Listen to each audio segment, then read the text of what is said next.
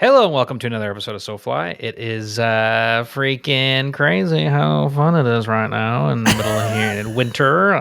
It's January 15th for you, and we got another episode. And my name is Mitch, and we've got Aldo. Hey everybody, it's SoFly 2025! Yeah! We're back. Dude, it's the first. Whether you like it or not. Sucking on chili dogs outside the taste of free. Man, Excited to be back for another year. We got lots Dude, of fun I'm shows stoked. coming up. Yeah. I'm stoked, man. We're starting it off really, really strong with this little ditty we recorded back in the fall last year with a couple of fine fellows, Max Erickson and Zento Slinger. And yeah, it was really cool to have these guys on the show. And it's a great episode, a great chat. So we hope you enjoy. But before we get into the episode with those two fellas, let's do a little how's she do? Hell yeah. Okay, so let's start with the Ottawa Fly Fishers. This is the community calendar, the Ontario community calendar. Mhm. And if you guys are listening to this and you're like, man, why aren't they talking about my event? Well, it's because you haven't emailed us. So email us at info@sofly.ca or DM us on Instagram at the SoFly Podcast and just tell us what's happening and we'll talk about it on the show. If you go to ottawaflyfishers.ca, they've posted their whole January calendar, which is really cool.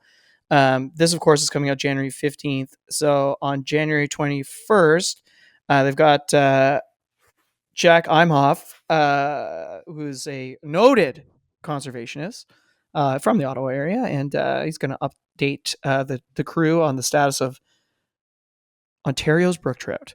And then they've got a winter casting session, which is kind of fun. So winter casting, join us at Wazosan Public School. Do you know this public school? Never heard of that. Grew up in Ottawa. Oh, that's in Ottawa. Yeah. I was gonna say, I don't What really know public any school did you go schools. to? I went to like elementary school. Yeah, like grade 3. Holy Spirit. It was a Catholic school. You went to a Catholic school? I didn't go to the public schools. Bro, I didn't know that. Yeah, I went to the Catholic schools. Broadview Public School. Which is a huge thing in Ottawa. It's like so many, like Stittsville was just Catholic school. I think we had one public school, but the turkeys took it over. Like there was literally turkeys running around the public school. Like it was massive. My friends that went there were like, "Oh, there's like holes in the walls." And That's freaking it was awesome. It was. I wish I went there. So the cool thing about the winter the presentations and fly tying and stuff, that's all members only, which obviously, you should, if you're interested in joining a group of people in the Ottawa Valley to hang out with and fish with and learn from, we'd obviously recommend it. However, the winter casting series, which is exactly what it sounds like, you're casting inside a public school's gym to keep your shoulder loose and your loops tight over the winter, is what it says on the website. There you go. Rock and roll. Non-members are welcome to join winter casting, and it's from 6 to 8 p.m. And the cost is $7. I think that's worth it. There you go. So again, ottawaflyfishers.ca. You can find all the info there. Drift Outfitters is in there, like educational series. It's a lot. It's fly tying season, man. When's the dungeon done at Drift? The dungeon. I think the Death Star will be fully operational in March, but I mean they're moving stuff down there. I know Nick, like Salmographer, is going to be doing his fly tying class there as well. Love it. It's so cool. If you haven't heard, Drift's extending their presence below their store into the basement, and they have a space down there now, so they're going to do like tying stuff down there and events and stuff. So that's pretty cool. I'm excited about that. I'm gonna go check it out soon. Yeah, it's pretty awesome. So again, this comes out January 15th, but looking at January 18th, we've got Canadian Jungle Flies, but with Matt Martin. So that's like flies for bowfin and gar and some of the stranger, fly rod species. Yeah. Then Jordan Pocket is doing big flies for big dogs. So he's going to be doing musky fly tying. Nice. And then our buddy Nick, Salmographer, is going to be doing flies for the north.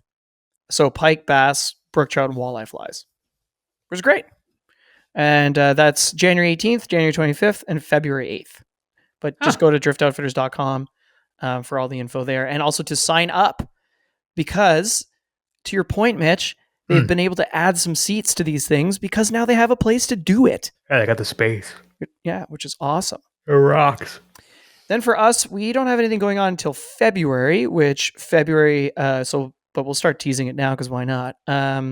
We're going to bring back the Sake and Scissors series, which is our friends at Affinity Fish. Exactly. So it'll be a night of fly tying, food, and laughter. Sake. And sake. And sake. And laughter. And laughter, of course, always. Come on out to that. Which day is that? We don't know yet, right? 100%? No, it's Wednesday, February 19th. Wednesday, Feb 19. Come on out, Sake and Scissors, Affinity Fish in Toronto. Affinity Fa. Google Maps it. It's on Dundas, next to Luna, right? Yeah. Lula Lounge. Lula Lounge. Yeah. Across from Black Dice, where we'll go after for a pint. Big time. All right, well, let's maybe get into the show now with Max and Zento. What do you think? Oh, this is a great idea, Mitch. It is a splendid chat we have with them. Lake Champlain. We talk about Lake Champlain and everything. Without further ado, here it is. After these words, Max and Zento. Max Erickson is the creative director for Fiska Media and Flylords. Fiska Media being a full-service production company and creative agency specializing in the outdoors. Flylords, of course, is an online magazine for all things fly fishing. Max grew up in Vermont, exploring the expansive warm and cold water fisheries of the state, chasing brook trout, pike, bass, and landlocked salmon. He got his first fly rod along with his dad at a long-gone outdoor outfitter, the classic $50 combo, you know, the ones with the plastic reels that we all love. Zento Slinger is a freelance commercial photographer, originally from New Jersey, now living in Oregon. He grew up fishing for largemouth bass in New Jersey ponds and moved up to Vermont for 8 years. That was followed by living in his truck to be close to whatever fishery fit the season. Now living in Oregon, any free time is spent chasing steelhead. Today, we're going to be chatting more specifically about a watershed both Max and Zento hold near and dear, Lake Champlain. Champlain is a huge natural freshwater lake that lies between New York State, Vermont, and Quebec.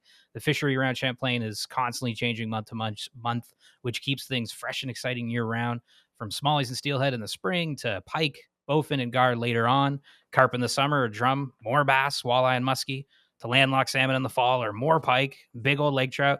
In the winter, you can have a wicked time chasing lakers and brown trout. Really, it's got everything anybody could want.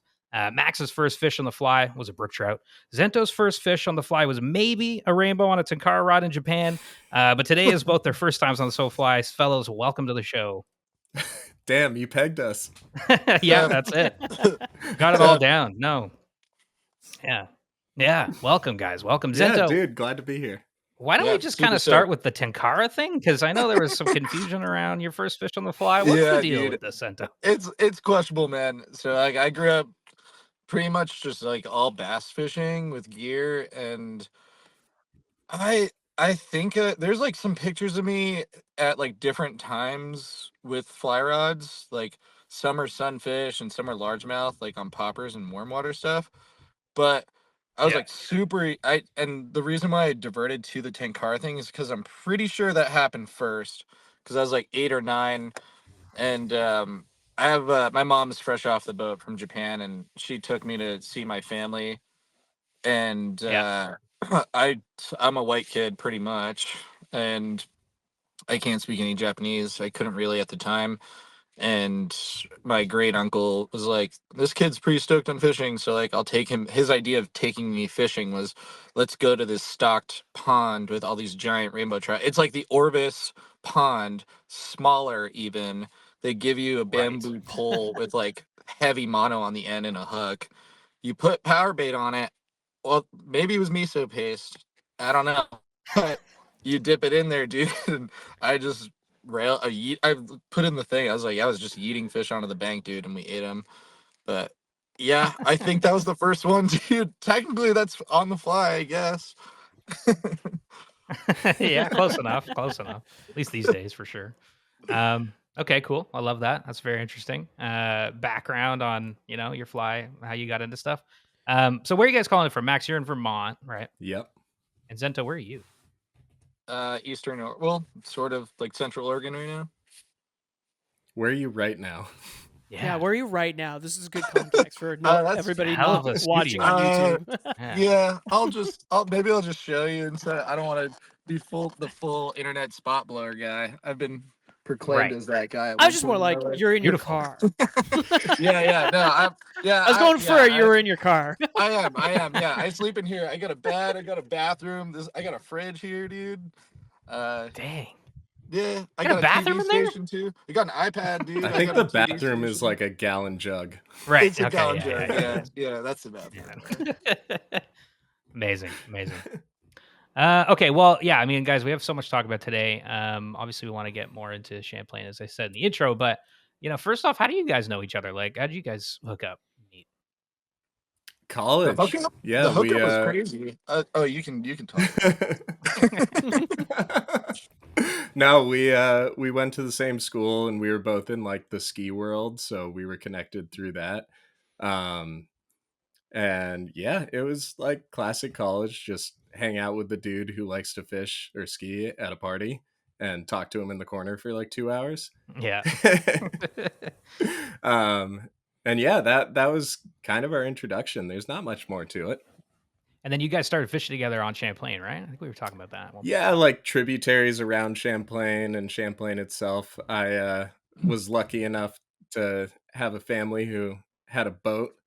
So we would take that out on Champlain and fish for pike and bass and whatever was around in the summer. Nice. It was definitely like early fishing. So trying to figure things out and not really knowing what we were doing. So why did you and your dad pick up a fly rod? Like, what was it in you that made you want to try that? Honestly, dude, we just like always spin fish. Like my jam was throwing a Texas rig Senko without a weight and twitching that on the surface and catching whatever would eat, pickerel and pike and bass and whatever. And we were in this like old sporting outfitter store. They sold like guns and bows and rods and whatever. And we saw these like, it's all like hard plastic case, plastic reel, like the cheapest fly rod you could possibly find. And they were like $50. My dad was like, we should try that. That seems cool. And we bought them and we hung on to them for like a year and basically never touched them. And we had one day where we were decided to go out and like actually give it a go. And my dad had a friend who knew a couple of things about fly fishing. And he was like, oh, you guys should go up here. Go check out this river. And it's one of the smaller headwaters that come off our big mountains. And we went up there and tied on like this little Hornberg. Never used the fly since. Yeah. So it's old school pattern that's just like mallard wing and some hackle up front. And we caught some little brook trout in this little mountain stream. And then we were like, dude, we gotta try to catch bass on this. How cool would that be? And yeah, it was a slow progression from there. That's cool, man. And you fish it as a dry, right? Because that fly, you can fish it as a dry or like a wet fly. Yeah, you could strip it as a streamer. It doesn't look like anything. It looks like a leaf. Yeah. You know, those brookies are eager to eat anything. Yeah. Is that the guy who told your dad? Like, is he the guy who caught that giant brown that's like questionably a record and sent us that picture? No, that's a different dude. My dad does have a friend who got a 33-inch brown in the Winooski River, which dude's like a legend. Yeah, it's unheard of, dude. Yeah. Yeah. That's crazy. And it's a record? I mean, I can't imagine that another fish that big has ever been caught. Yeah. It was the photos the thickest insane. bodied buck. Like it was filled out. Like it's streamborn, wild. Like those are hard to come by with how hot it gets. And this is a river with like wild fish are like 1 to 2 fish per mile at best. Yeah. Their genetics have been fucked with. They deal with now like floods that are just catastrophic 2 years in a row now in Vermont. Yeah, that's a new thing for us. Yeah, dude. But and then record high temps. Like these fish have to deal with temps into the mid 70s sometimes. Yeah. Zento, you were saying your fishing influence was your grandfather? Yeah. I got 2 immigrant parents that weren't. Dad wasn't around. Single mom. She's working her ass off. Not into fishing at all. But I had this like adopted white family, and nobody in that family is fishy at all. And then my grandpa just like, that's all he did. He was so stoked on fishing, and he got me like a set of Rapalas, like I think 4 is even 1, like my first Christmas. So he made it like a mission to take me fishing at some point, and I just took to it pretty naturally, and we just went on adventures together throughout my childhood anytime I had with him. And yeah, it's pretty sick, dude. Pretty cool stories with that guy. That's pretty that's rad. cool, man. You like put you in the tackle box with the Rapalas. That was your Yeah. baptism. Yeah, basically, dude. I have family that tells like the same story at Thanksgiving every year about my Lion King rod when I was like 5. I dropped it in the lake, and my uncle spent like 10 hours looking for it the next day, just diving looking for it. Did they find it? No. This is also funny too. I On that same rod, I had an epic day with a gold, just the 2-hook Rapala, and just killed it on these bass, dude. It was insane. I caught so many, and what a legendary day. Dropped the rod, at least had the lure still, and I took my girlfriend's brother fishing, and he had just like been like, "Oh, can I fish this?" And I didn't really think about what he was going to take out of the box. Right. And at that point, I was really just fly fishing all the time, so I didn't touch my gearbox. I forgot that my fucking Rapala's in there, and he Oh, didn't tie the right knot, dude, and broke Oh, off on a shit. fish. And I was like, "Yo, what lure was that?" So that was the last relic of my childhood. But yeah, a lot of bass fishing growing up, and that kind of translated to my college decision in Vermont. It was mostly skiing oriented, but Right. I if you asked me when I was 7 years old what I wanted to be when I grew up, I would tell you I'd want to be a bass pro. And Lake Champlain was one of the coolest stops on the FLW tour, and so renowned for its smallmouth fishery, but the diversity of fish that you can find in there. Not, and this is just bass terms. Like, I didn't even get to other species, but these pro bass anglers love Champlain so much because there's so many river miles. It's pretty much a Great Lake, but the diversity of fish that you can find in different spots, and you saw that, dude. Like, you can get into awesome largemouth zones and then have a smallmouth that's like, we call them pelagic smallmouth, where they're foaming on alewives in like 100 foot of water, and that was like 10 minutes away, maybe less. It's crazy.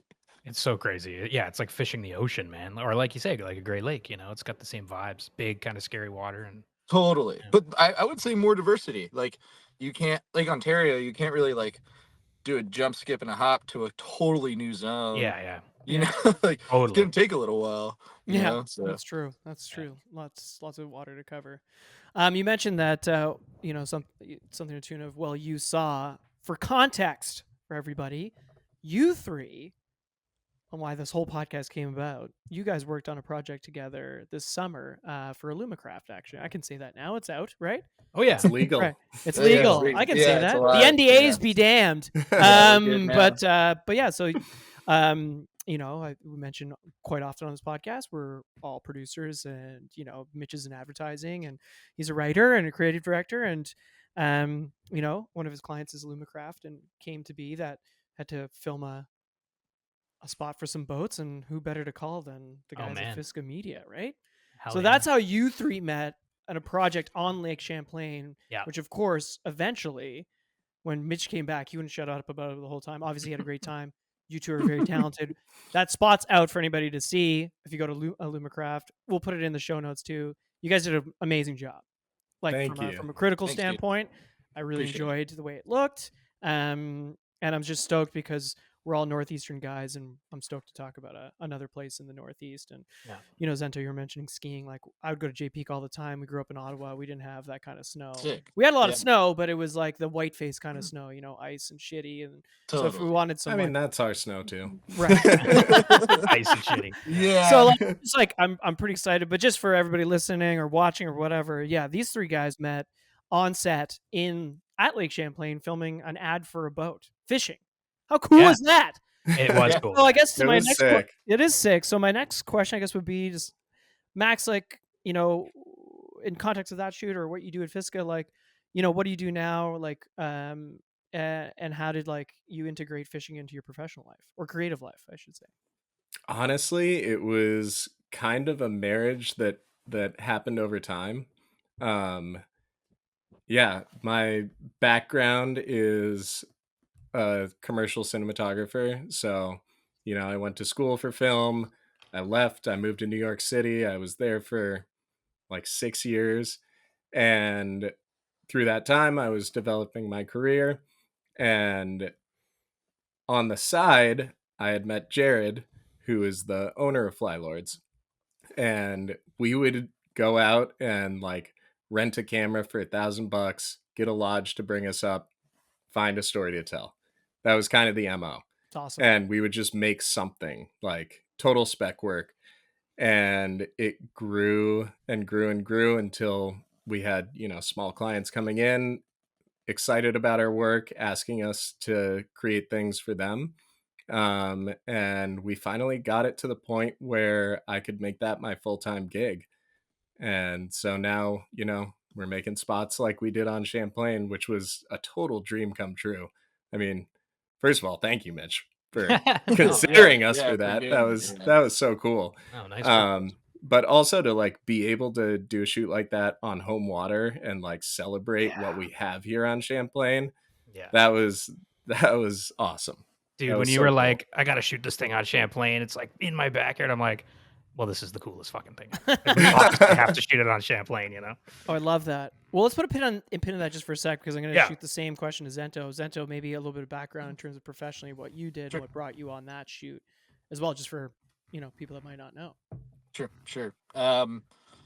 Yeah, well, funny too. Well, so I was doing a lot of video stuff out of college, and it was some mix of like some commercial stuff, a lot of social stuff, and I was working for a production company that let me do like a smallmouth film on spec, and it was with Smith. Like they gave us some product. I had a buddy over there, and that didn't really work out, so I was left with no choice but to hit up some people, and I hit up Jared. Jared's like, "Oh, dude, this is sick. Like, I'll buy it. Whatever. Let's." It's like for nothing, but he's like, "We should hang out." So, I was like, "Yeah, you should come fish with me and my buddy Max. This would be awesome. He does a bunch of video stuff too. So like, this would be great. Like creatives and fishing." And Max and I took him on Champlain, and we tried pretty hard to get him to throw a spoon. He eventually did it. I mean, we love fly fishing, dude, but we do everything. One funny one on Champlain, we made Jared do this. Max and I figured out a way. So there's lead core trolling, right? And we're like, well, we don't have lead core, but we need to get these chatterbaits down to about a foot over this reef to get these fish to grab. And there are these big pike that summer on this reef. But so we were like, dude, 350, 450 grain sink is basically lead core if you let it all out to backing behind the boat. So I have these old videos of Max like driving a boat with his knee and has a fly rod over his shoulder, and he's like pinging it, dude, stripping it. And we figured that out. We actually got Jared the Flylord at the to do that. We thought it was the funniest thing ever. Awesome. That's so good. Yeah. It was great. Anti-purist. Dude, we were like, all right, we're gonna do this. So that was kind of like the start of like creative and fishing mix. Always wanted to do it. Max and I had made some videos together in college too, where he goes and steals an Arri Alexa, and we make a little video to post on Instagram. It was fucking hilarious. Yeah, it's awesome. But yeah, dude, I don't know. Yeah, like insane stuff, and it's just like to catch this like little stalker brown, or at least they made it a bit wild. There were some wilds in there. Yeah. But yeah, my path ended up being like kind of weird and creative, and I ended up like working this like corporate tech job for a while. Yeah, I was like making like tasty videos, dude, at one point, and they just like wasn't cutting it, and I was just like in between a rock and a hard place, like trying to stay financially sound, and like had like some rough stuff going on at home, like had to make ends meet for some parents and stuff, and it was just like, fuck it, man, I gotta like bail on creative. I'm gonna go corpo and see what happens. And I ended up at this company, dude, and my friends called it adult daycare because we didn't really do all that much, but we got paid to be around. So it was like ping pong. I got super jacked working out in the gym. Like I looked sick when I worked there. And then eventually they were like, yeah, you can go remote. And that was before COVID. So I was like, okay, sick. I need to do something. So I started like kind of like prepping to live in my car. and then COVID actually hit, and then I kind of did the van life guy thing and Right. moved into a 4Runner with a rooftop tent and sent it across the country. And I guess before that, I was like truck bumming, like living on like Cape Cod and North Shore, Mass, and Maine, and just looking Sick. for stripers. And so I was like kind of not really doing anything creative at the time, and like I'd always been like shooting photos and doing video stuff, but at the time I was like, no, I'm like putting all my energy into being a fish bum. Like it's probably the only time I can do this in my life. Yeah. So it was For like that. it was crazy to watch Max. Like Max is like in like Sudan or something, communicating through sat phone, and I'm like, man, what the hell am I doing? But I didn't feel like awful because it was kind of sick. Like I had this job, I was still getting paid, and I was like living on the OP, or I was like living on the North Umpqua, like seeing prolific steelhead water that I'd always wanted to go see. Or I could tell you what time a bass ate on a tide at what foot in the tide because I was living on the tide. Right. Um, Yeah. so yeah, then all that kind of came, and then I started shooting photos again, like the last 3 years, I guess, seriously.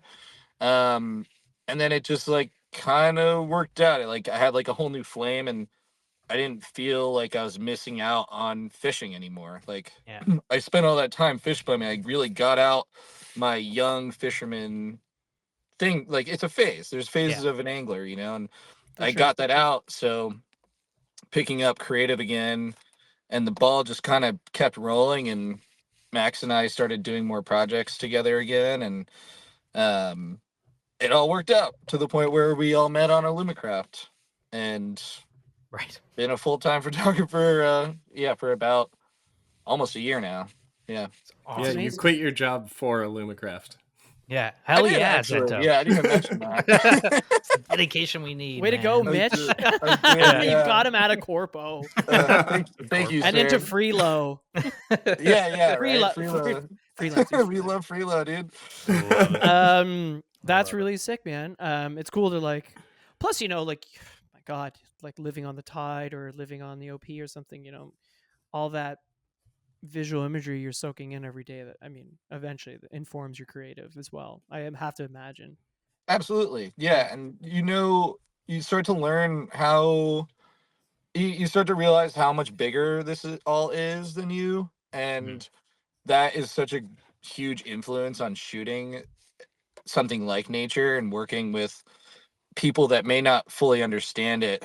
Max and I, being spent so much time with these types of fisheries, we know what it takes to keep everybody on the same page and understand how to work with nature to get these incredible authentic moments, Yeah. because we've seen those commercials where it don't Don't work. work.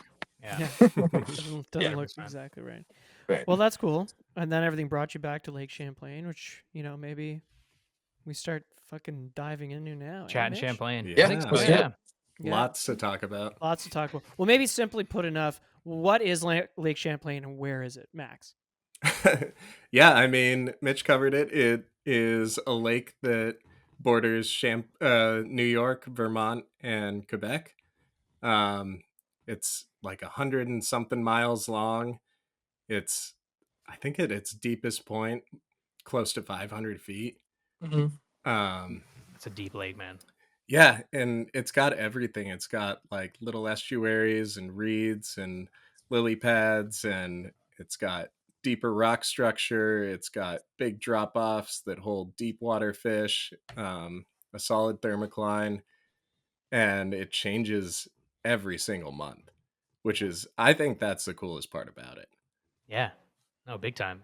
Maybe that's what we should do is just kind of go through like a year on the Champlain, like top line a year, and look at each season and what your favorite opportunities are. Yeah, they're countless. I mean, starting in the spring. You want to start in January, dude? Right. Maybe January makes sense. No, let's start in the spring. I was thinking spring too, yeah. So yeah, like early spring, we're starting to get runoff. Yeah. The rivers start to swell, and we get a push of steelhead. Don't shoot me, but I still call them steelhead. Oh, Hell yeah. I Us won't. too. We're Great Lakes guys, you know. Yeah. Love it. The fish didn't, walk on their little tail fins over here like we put them there, Yeah, that's the reality. But if they were smart, they'd grow hands and look. Yeah, Yeah. But yeah, in the spring we get a push of steelhead into some of the tributaries around Champlain, none to be named. And this past year we started experimenting with using like West Coast tactics for them, specifically swinging flies, which people don't really do. I mean, Vermont has a weird fly fishing culture, where people kind of there isn't like a bonded community like you find in other places. Interesting.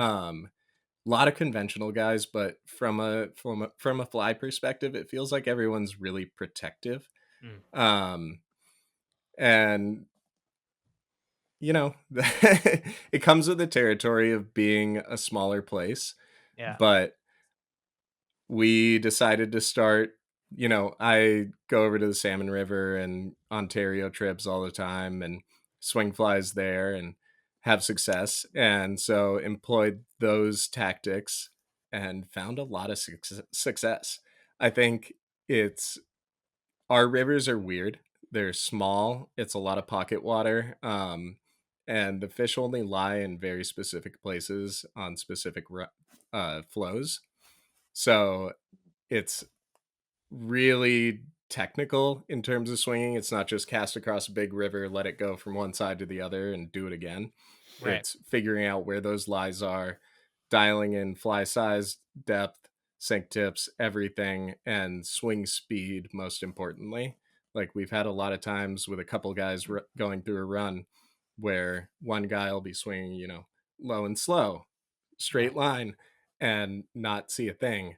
And somebody will follow them up, drop the fly, let it sink, make a downstream mend at this precise point to get the fly to speed up past a rock or something, and those things trigger strikes. So we've been doing a lot of experimenting with that, and it's been really cool. We found a lot of success. That's cool. It's like really precise precision swinging, That's 100% not what you would maybe think about normal swinging. Right? Yeah, that's probably why I'm not catching any fish. Hey, we got to get you down here. Yeah, man. Yeah. That's cool. Do you find you fishing like Skagit setups and stuff like that? Because I'm just trying to. Yeah. Our rivers are also small, in terms of so compare it to where Zento is right now. I have a buddy over at Guideline, and he's been pushing his rods on me, and I grabbed this ultralight Scandi rod that they have, which it's a switch rod that doesn't feel like a switch rod. Yeah. It is perfect for those touch and go casts. So I've got a 7-weight Scandi or a 7-weight rod, which translates, those are like true line sizes. So that translates to like a 4 or 5-weight spay or switch rod. And, I'm throwing either integrated heads where it's float, intermediate, sink 3, that kind of thing, or throwing like a 275 Skagit with some custom tips that I make. Nice. Oh, cool. Yeah, but it's all that traditional 2-hand casting and that same approach. It's just dialing in how you're actually presenting the fly. And I think that stuff translates to other fisheries as well. Like I found a lot more success on the salmon this year. And I would attribute that to the way that we've learned to pick apart this water and swing it more methodically. Yeah, that makes sense. Okay, so steelhead's the first thing on the docket then. That's the first thing. And then we move into one of the coolest parts of the year, which is pike. So we have these big sand flats on Lake Champlain. Okay. And those are adjacent to reedy areas where pike like to spawn.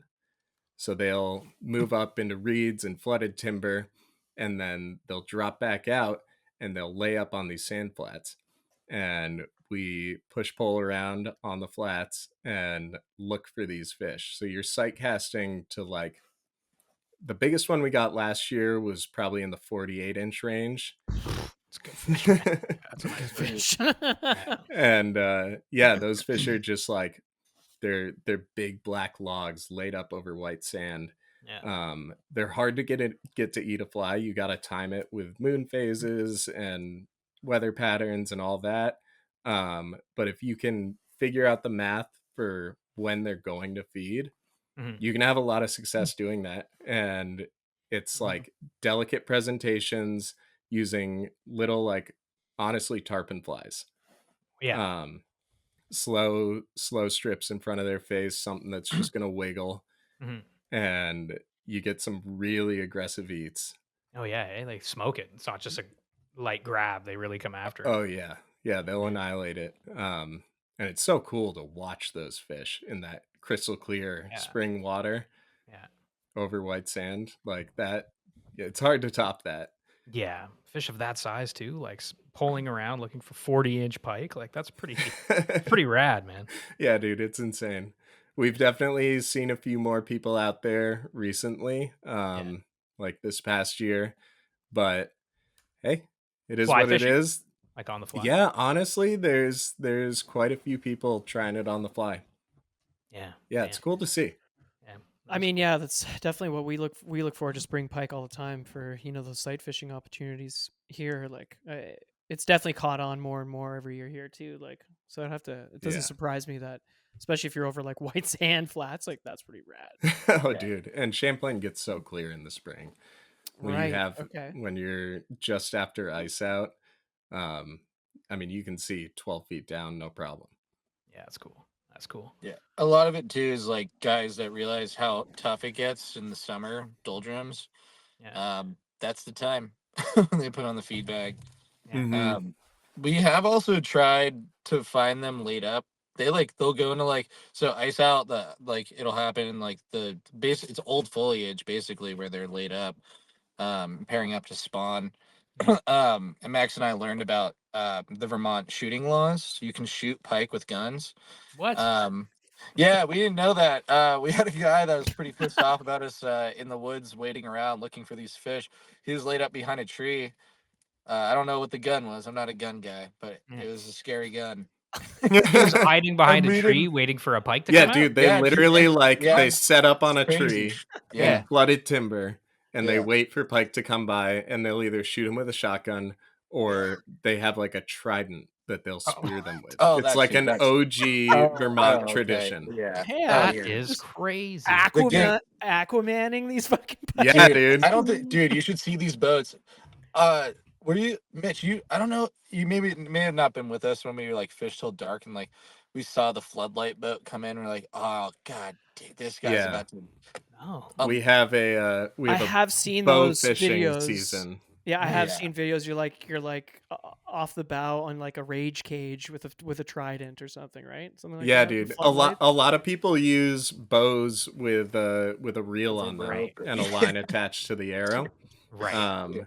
And I mean, don't get me started on it. They kill with reckless abandon anything and everything in front of them. Yeah. And I don't know if they're using any of that fish. They're decimating carp and pike and bass and everything. Bowfin especially, yeah. Oh yeah, bowfin, I can imagine. Yeah, all those fish get destroyed. Gar. That's crazy, dude. And it's just for the sport for them, probably, right? Like mostly. They say oh yeah, we eat the pike or we use the carp as fertilizer. Oh, but geez. No, you don't. Yeah, okay, dude. Yeah, you're gonna get home at 5 a.m. The sun's coming up. You haven't slept all night because you're busy killing all night. You're gonna turn this thing into fertilizer. Yeah. Okay, get out of here, dude. That's wild. It's definitely his trident. Yeah, right. It's an issue on Champlain and something that we'd love to see some regulation on. And there's some people who are working on that, but it's like a battle of old tradition. Right. Yeah. That's kind of the issue. If it was a new thing, I think it would be banned in a second. And I mean, these boats have 1,000 watts of LEDs and a 2,000 watt generator rumbling on the boat. Yeah. And a lot of these places that they go are right in front of people's lakefront property. Right. Yeah. That's brutal. They're not stoked. No, for real. It's crazy. just seeing that from distance, like what could that be? It's like a UFO. But like we know, but, like, to the blind, like to the newcomers, like dude, what the shrimp trawler? Like what is yeah. that? Oh my Yeah, god, it's bad. Yeah, jeez, I can see with the bowfin too, because like you were saying, I mean, and so you this saw maybe this takes us into bowfin, but Yeah, they like noise and stuff, right? So they would just come and check the boat out. yeah, They dude. must just have bowfins swimming up to them, Yeah. and they're just Bowfin they're one of the most interesting fish on Champlain. yeah, Like prehistoric, they're absolute dinosaurs. It's like if an eel and an alligator made a baby. yeah, yeah. Um, So cool looking. dude, they're so cool. Insane. Yeah, we have a guide on Champlain. I think he's the only full-time fly fishing guide. Drew Price, shout out. Plug. Plug. Plug Drew. Hammer. But he's kind of like the bowfin sensei. Oh, cool. He's figured a lot of stuff out, and I've like started employing some of his tactics in different waters than what he's fishing, and spent a lot of time this past spring working on that. And it's absolutely crazy. I mean, you're literally calling these fish to the boat. You Yeah, take your push pole and you smash it in the water in this like oval motion, yeah, because it sounds like a bowfin grabbing something and thrashing with it to tear it apart. A right. lot of times in the spring, they'll eat bullhead, which are like smaller catfish. And when they grab those, they're too big to swallow whole. So they gator roll on them That's and they crazy. rip them in half and swallow that one piece and then come back and eat the other piece. But a lot of times, another bowfin in the area will hear that commotion and come over and try to get the scraps. Right. Which I've seen, and Oh, wow. I've caught bowfin that have half a bullhead in their mouth. Oh, cool. So yeah, it's like that's actually like what they're doing. Yeah, it's insane. So you like make commotion, you push pull really quietly, you make more commotion, Yeah. and they're super weird because you have to be as stealthy as you can pushing up to them, and the noises that you make need to sound natural. Right. It's this guy, Dorado guide in Argentina, talked to us about this concept of like naturality and how you're interacting with the environment and what kind of commotion you're making. And Yeah. if it sounds like something they're used to hearing, it's fine. If it sounds weird, you're not fine. Like I've pushed friends around on my boat and had like a fish right at 12 o'clock. Perfect. He's 10 feet from the boat. And then I just like tick the push pull against the hull. Gone. Wow. Oh man, that's crazy. It's like the they're so sand weird. walk in Dune. So you don't attract Yeah, the birds. exactly, Yeah, dude. Yeah, you need one of those, dude. Yeah. But yeah, you're like sneaking up on these fish in tight weedy cover, and you get a fish, and a lot of times he'll like hear the commotion that the boat is making through the water and the grass. Mhm. And it just sounds like these weird pushes, and he'll come over and he'll look at you and he'll like stare you in the eyes. And the way that you fish for them, you're not making long casts. I've caught a couple fish on a cast, but most of the time you have like 6 feet a leader out of your Yeah. rod tip, and you just dipstick it right in front of them. You can't let it plop on the water. You set it into the surface of the water, and then you let it drop right in front of their face. Wow. Yeah. And a lot of times that first drop, they'll grab it. Sometimes you drop it and they'll be like, "What was that?" And Right. then you bring it back up to the surface and you drop it again, and then they'll grab it. If Okay. you bring it up to their face, they ignore it. They're like, Right. "That's unnatural. No fleeing prey would ever sit there." Right. So Right. they're almost like too intelligent. Yeah, but they have bad eyeyesight, right? So that's why you have such a Terrible short- eyesight. Yeah. Right. So you need your fly to be like this far away from that fish. Yeah, that's cool, Inches. man. Well, you guys had a great evening that one day actually at the shoot, Oh, right? dude, yeah. Got into it. Right before the shoot, we went out. How many did we get? I mean, we I don't know. probably moved like 12 or 15.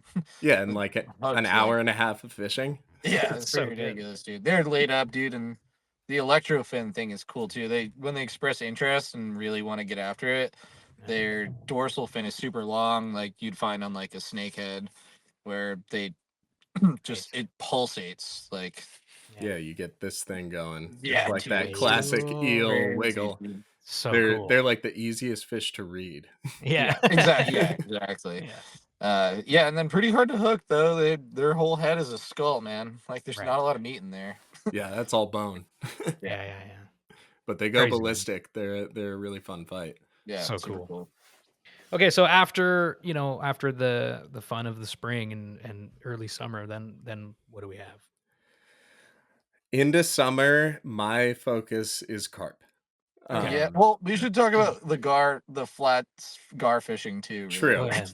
So Okay, Just yeah, very let's talk about that. very early summer we get Yeah. we get post spawn gar, Mhm. and they set up in river mouths, so you're fishing like muddy water, and you're pulling around these river mouths, and if you get like an 80-90 degree day with full sun and no wind, Mm. you're gonna have a great day.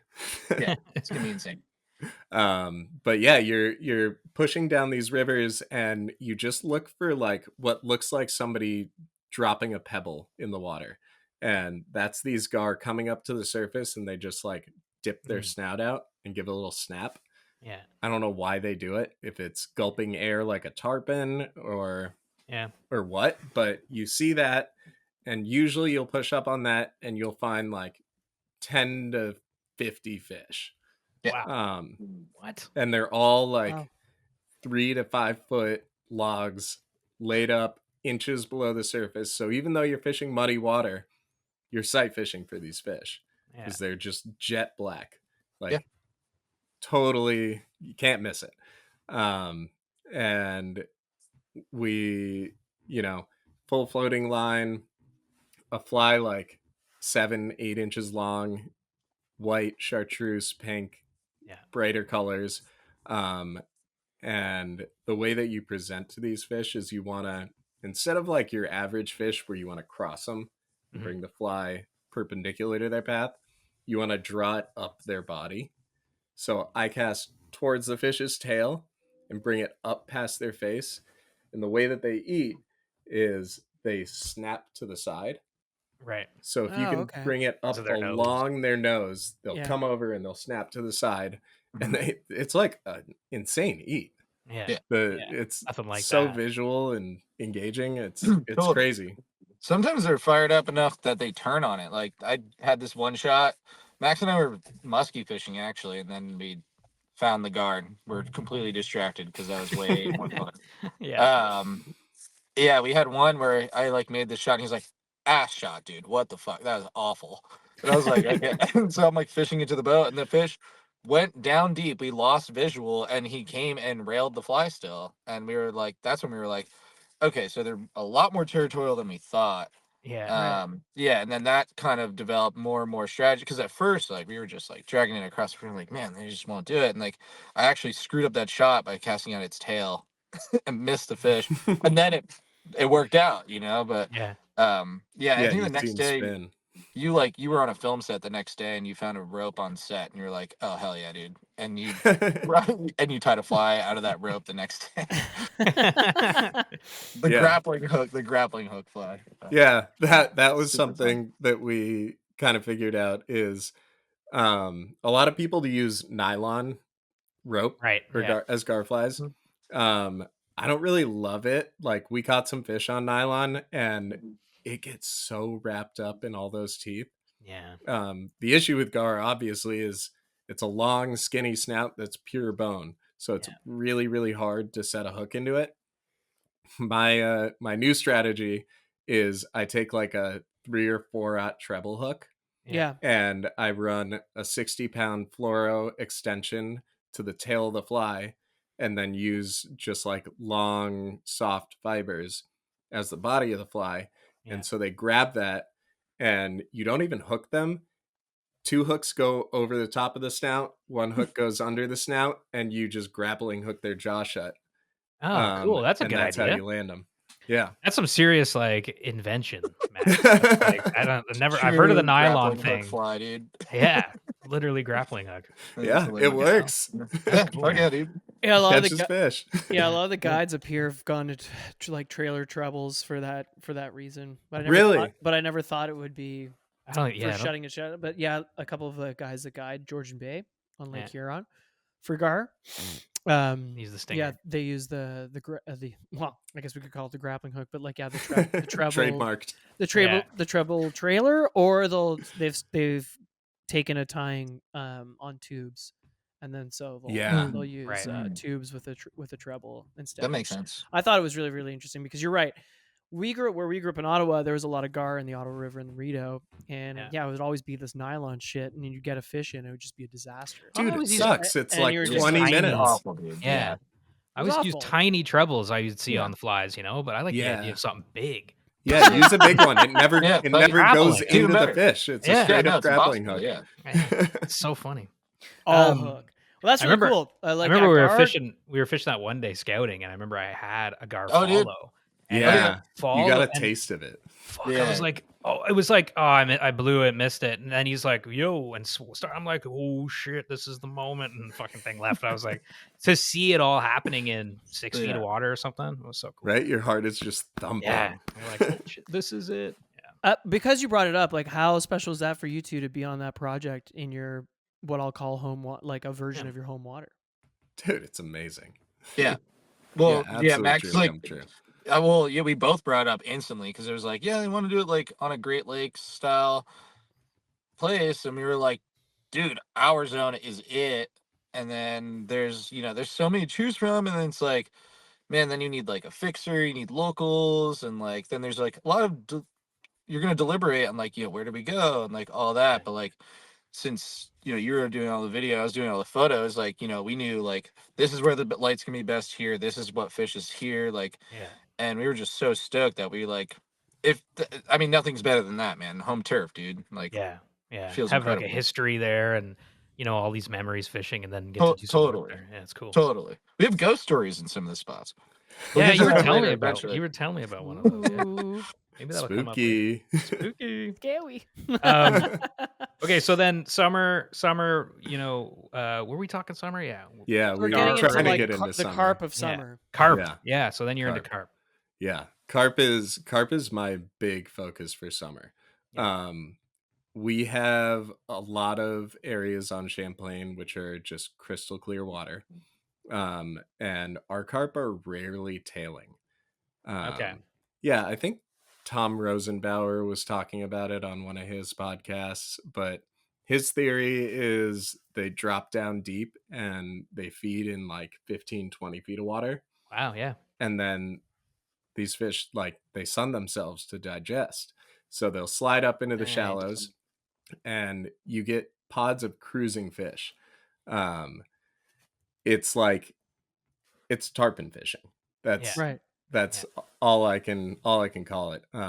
You have like strings of fish and you're leading them. It's super technical.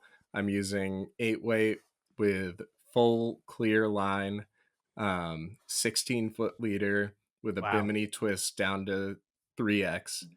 Wow. And yeah, it's as technical as it gets.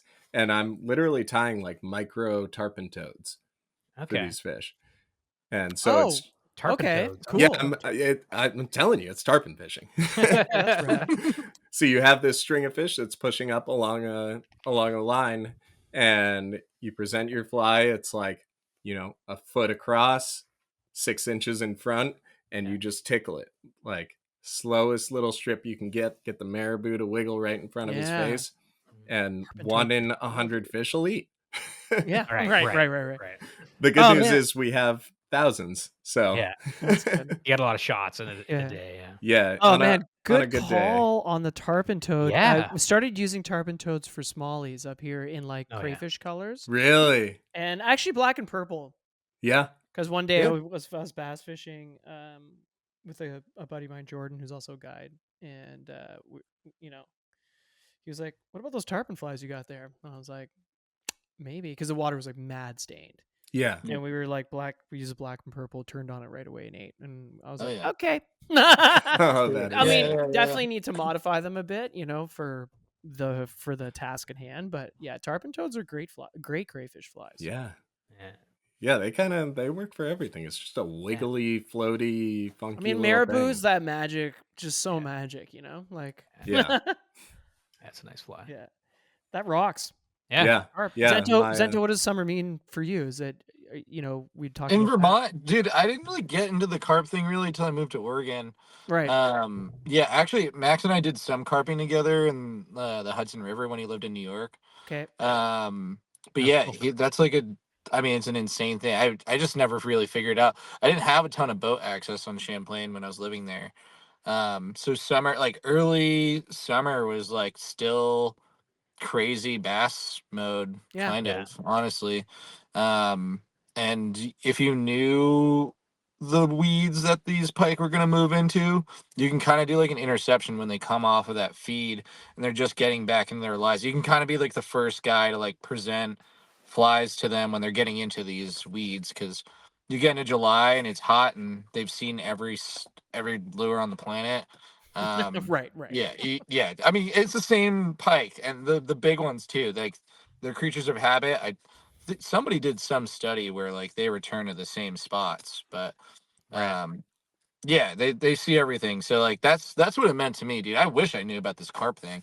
And Max did not have this sick boat that he has now back when I was looking. What's the sick boat? Because I was thinking kept talking about like polling and like Dude, this was shallow water. I'm like, what's going on over there? What do you got you going talk on about over there? Yeah, I'm on 2.0.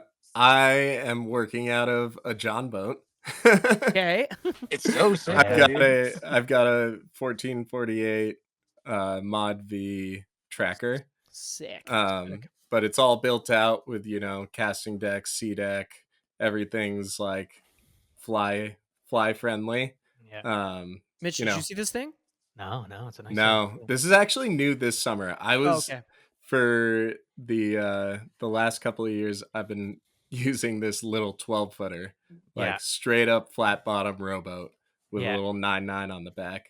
But had like a hole in it for a while too. Oh yeah, dude. Oh, yeah. Rivets were popping. The thing was gnarly. Super jank. But yeah, upgraded to that.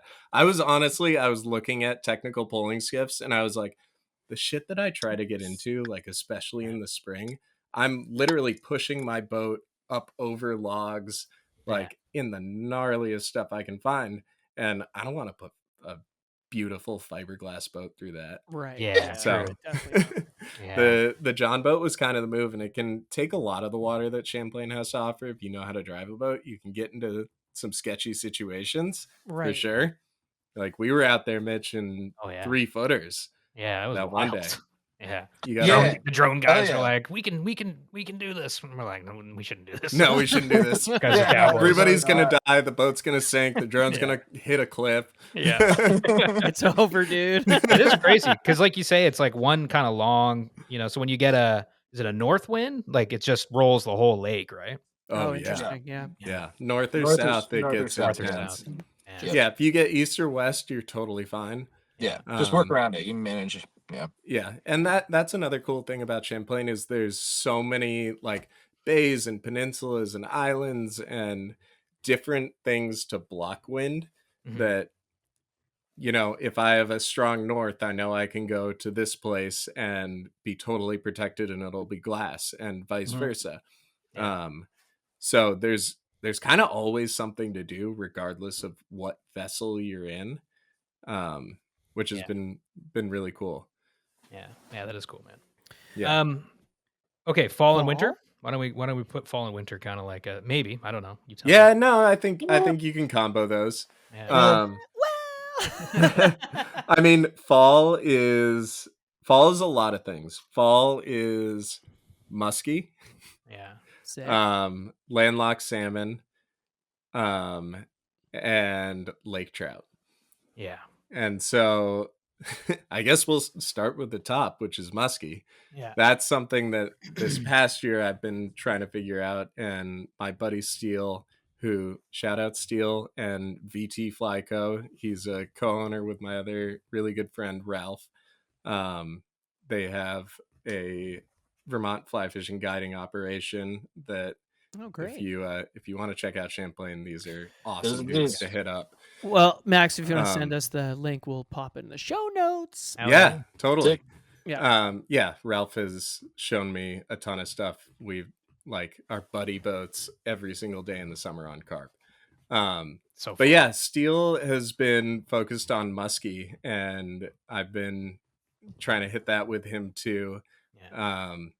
We have a few tributaries to Champlain. It's not a musky lake. I actually Right. had one follow in the Broad Lake this spring, which Oh, was wow. really cool. But yeah, our tributaries have some awesome musky fishing. Like if you know where to go and what to do, Mhm. you can definitely get follows and hopefully interact with the fish. I mean, it is musky fishing. Yeah. But yeah, this like a couple of months ago, I hooked a fish that was 47 and a half inches. And I know this because Vermont Fish and Wildlife electroshocked that fish shortly Oh, no after. way. Yeah, to do some research on it. Took But the measurement. he he came up and he was like boat side, and I'm like drilling him with a scissor set, just trying to keep this fish tight. Like Yeah. first muskie I ever hooked. Yeah. And he clean snapped a 6.0 musky pike hook. Damn. What? Yeah, Oh my clean God. snap at the boat. Damn. That was the most devastating thing ever. But yeah, Did dude, not name the hook company. He has not named the hook company. Yeah. it was Orvis. Yeah. Thanks, No Orvis. shit. Yeah. Thanks, Mom. Yeah, that was a heartbreaker. But yeah, it's like, regular musky fishing, throwing 14-inch flies and full sink lines on 12 weights. And a lot of our fish are set up in fast water. And you need to figure out when they're going to feed. So some of our rivers are dam controlled and some of them aren't. And it's completely flow dependent. Okay. Is what we've started to figure out. Like if you are on the boat, we're like always refreshing the gauge. Yeah. And figuring out where on the river we want to be based on that info, because at a certain flow they're going to be in one place, at a different flow they're going to be in another place, and they're creatures of habit. Yeah. So we'll be like, all right, if this river is at X flow, I can't give out any Yeah. info. Save the info. Yeah. If this river is at X flow, then this fish is going to be behind that rock, and you go to that rock at that flow and he There he will is. follow your fly. Wow, it's amazing. It's so crazy. And in those rivers, we have big pike too. Right. So there's kind of always something to do. Giant smallmouth. I was gonna say, yeah. So it's like Yeah. everything in there, eh? Yeah. Catching 6-pound smallmouth on musky flies is not a bad day. Not bad at all, man. And there's there's good muskie populations too. Like you guys. They're okay. They're wild populations right now. There were stocking efforts way back in the day, and they've pulled back on that. A lot of Vermont Fish and Wildlife seems to have pulled back on stocking efforts for those sort of not trout species. Right. Yeah. Yeah. But yeah, there's some big wild fish, and if you know what to do and you put your time in, you got a chance at one. That's cool. That's cool. And yeah, the next thing that we focus on, it's like finally time to get off the boat, is landlocked salmon, Right. which are so much fun. And they do a lot of things that people would not expect these landlocks to do. You get a lot of guys that are like throwing size 14 pheasant tails under an indicator, and that's the way that they know how to fish for landlocks.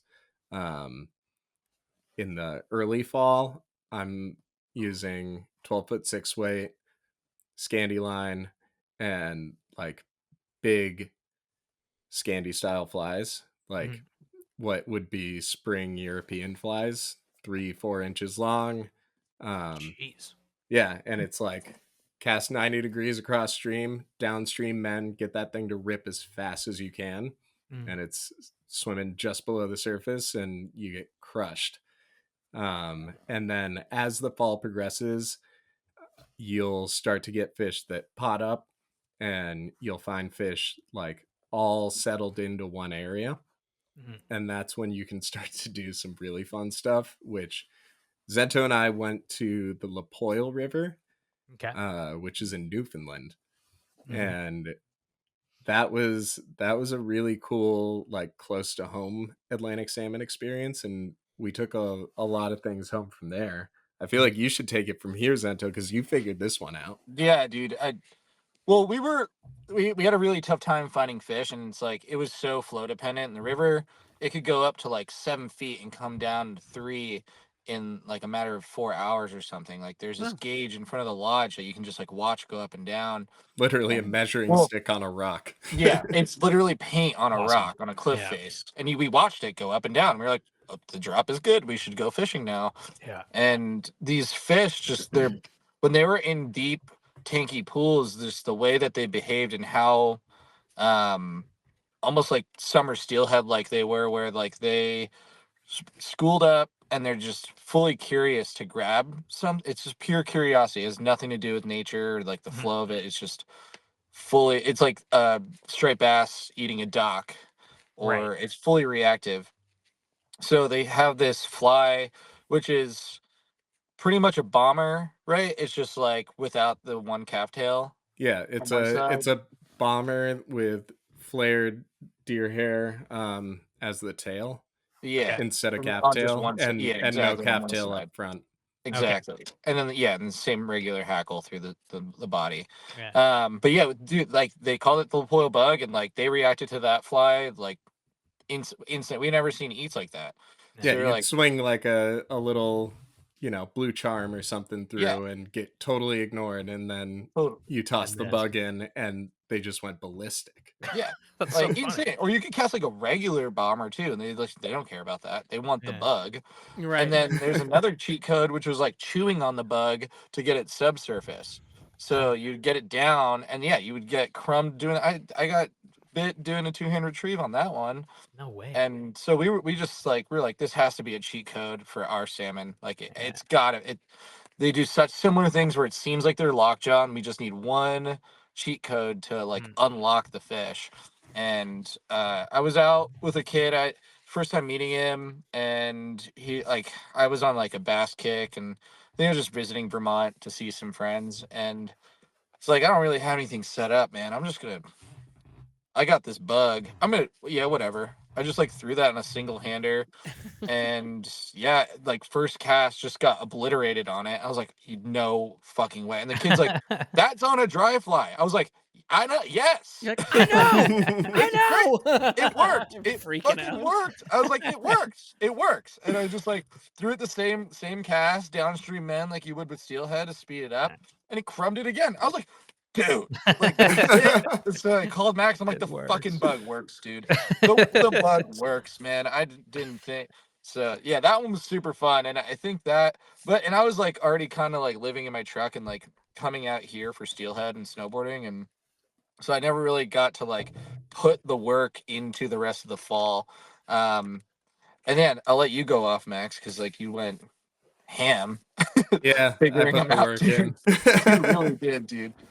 Yeah, we definitely figured that out. Like skating those little bombers worked incredibly well. That's cool. You got some of the most aggressive eats that you could imagine. Like the interactions with those fish when they're so visual and they're coming up to the surface were crazy. And that year it was all like, let's throw that on a 2-hander and skate it. And this year I started experimenting with different surface techniques, like Gaspé style bomber presentations. And we have some rivers where you've got like clear water, you can see all the way to the bottom, you can see the fish. And I would throw bombers at those fish, and you could see the fish like come up off the bottom in 6 feet of water, come halfway up the water column, and they go, I don't know about that. And then, if you change the presentation a little bit, you can start to spark their interest. So I was doing things like popping big bombers, and you get 2-3 fish coming up to the surface fighting over this fly. Dang, that's so cool. Like it's literally jumping over it. It's a fun way to fish too, because it's like so active, So it's for everybody. Oh yeah, totally. Yeah, it's insane. Have you guys ever fished Nova Scotia? No. Because they fish their bombers in a very particular way. So maybe what do they do? Maybe this might work. I'm just try it out. And if it works, you can thank our buds Kate and Scott. So they'll, it's the classic. You got to take a step down after you present a cast. That's sharing pools and stuff. And Sure. So what they'll do though is before they take a step down is they'll do a short cast, a medium cast, and then a long cast in the run. They'll hit the bomber, and the second the rings go away, they'll pull it. And then they'll do their next cast, and they'll pull it, and then they'll do their next cast, and they'll pull it. And they find that the same thing. The fish will... A fish that normally, if you were just dead drifting the bomber, or even skating the bomber, might not take interest. It's that put down, take away, and then put it back freaks them out. I don't know what it is, but that's so interesting. So they're like, it's a 3 second, by the time the rings dissipate, it's probably a 3 or 4 second drift. It's all single hand, kind of stuff. But it's just like you'll drop it, swing, and then the second you see those rings go away, pull it. And then you'll see the fish come up and go down. And then on the second one, they're a little more interested. And sometimes on the third one, they'll just smoke it. Sometimes on the first time, they'll just smoke it, which is pretty cool. But I'd be interested if they're acting like that. That might be a kind of a cool way to. That's the Marguerite River. Dude, next fall, I'll give you the report. Yeah, yeah. That's such a cool idea. Yeah, it's cat and mouse with those fish. Yeah, or like you're not trying to give them food. You're just trying to make them interested in something. Exactly. Or like fishing green machines, which is basically a wet bomber. Yeah. That's all weird too. And then they'll figure eight it back to them. What? Yeah. So that you're so you'll swing it down single hand or on the switch or spay or whatever. You let your swing out and now you're on the dangle. Or just as you're about to get to the dangle, you start figure eighting with your left hand or right hand or whatever to retrieve. And you mend across stream and then mend back and then back. You're doing your figure eight, so then it's pulsing back to you like this. Bing, bing, bing, really bing, slowly. Bing, bing, I got you. On a green you mean the retrieve, dude? I thought you meant like a full musky figure eight. I was like, oh no. It's crazy. It works. I was like, this is a men thing. No, sorry, and that the like a slow strip. Slow strip back to you. Got it. Yeah, like a little crawl. Yeah, totally. I got you. Yeah, like like a still water kind of retrieve type thing. That's sick. Yeah, they'll do that with a green machine or something like that. That's just gonna push a little wake through the. But maybe the rod figure eight would work. Who the fuck knows? That's what we got to try, guys. He's Fisher 80 feet of line. Now you're like, yeah. October 5th next year, you're gonna get a call from me. Yeah, it worked. It worked. That's awesome. Yeah, that's right. Okay, so then it's like winter. Where does it take us into winter? Yeah, lake trout. Lake trout, really? Yeah, lake trout. Oh yeah, right. Lake trout. Lake trout's like late fall and winter, though. Yeah. Yeah. That's like mid-November. It really kicks off. So as the lake starts to flip, we have lake trout that are moving into shallower water to spawn and to feed. And it can be kind of a weird thing to time, but essentially they come in there, they feed during the day, they spawn like sunset to 2 hours after sunset, and then they feed again. And there's a lot of opportunities for like the shore-based angler, which is very cool. Catching lake trout on the fly on foot is I don't think you can do that in a lot of places, especially with the consistency that you can on Champlain. Yeah, and we don't get the biggest fish. Like our average fish is probably 28 to 30. Okay. So they're not tiny, but they're not big. Yeah. I mean, a couple of years ago, there was like some really successful hatchery classes. Yeah. That got bigger, and like they do a weird fin clip thing. Like you'll catch some fish like missing a peck fin, even like not just adipose gone, like full, like So honestly, usually this fall, all the hatchery fish that I've gotten have been peck fins. Okay. Yeah, and so it's like depending on the size, you can look it up. You can see which year they clipped which fin. Yeah. I wonder why they clipped the peck fin. That one's kind of crazy. I feel like you need that fin, but They're Yeah, just like, seems whatever. sort of important, but Yeah, you know. I know. honestly, Put the if fin you on the Crazy. tailnecks. I've caught some 34, 35-inch fish that don't have a pec fin. They seem to do fine. Yeah, those Yeah. doing okay. Yeah. Yeah, I'm sure there's huge, like a few huge lakers in that, 500 feet deep, like, you know, those Yeah. guys trolling and stuff. But Yeah, the There's biggest- wilds too. Yeah. Yeah. Yeah. The biggest I got was like 40-ish inches. That's pretty crazy. Yeah, it was like hip to ground. Yeah. But they don't get fat like the Yeah. Western lake trout that you see. Yeah. That are like a 40-inch fish is 45 pounds. Right. Yeah. Like a total tank. Yeah. Yeah. But I mean, yeah, some no, of them it's are, like, there's cool ones where like they feel good in your hands, and there's others like we call them mushy fish, where they like kind of feel like they're melting in your hands. Oh yeah, you see those in pictures sometimes, right? Like the fish is just Yeah. like blobbing. yeah, Like, they get whoa. all saggy. Yeah. They're crazy. I got hired to do a video project. I don't even know how long, a really long time ago, to do like this little piece. Actually, it was a guy that Max worked with in New York City, and I think he couldn't do the job, so he ended up hiring the agency I was working for. And they were like, "You're a fish guy here to do the thing," and I got to like dive with lake trout and like learn about their genetics with scientists. And Sick. essentially, what happened in Champlain was they decimated the native gene pool, and in hatchery, the way American hatcheries think is we'll just replace them with a lot of other strains. Why not?